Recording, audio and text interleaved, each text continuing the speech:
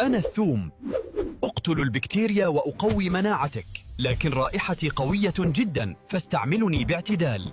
أنا التفاح، أحمي قلبك من الأمراض، لكن بذوري ضارة فلا تأكلها أبداً.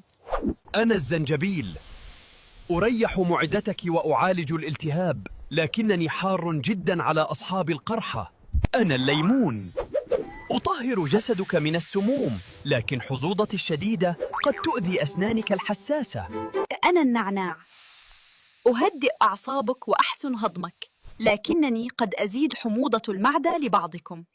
أنا الفلفل، أحرق الدهون وأنشط دمك، لكنني كأبوس حقيقي لأصحاب القولون العصبي. أنا العسل، أشفي الجروح وأطرد السعال، لكنني خطر وممنوع تماماً على الرضا. أنا الكركم، أحمي خلاياك من التلف، لكنني أحتاج للفلفل الأسود لتمتصني جيداً.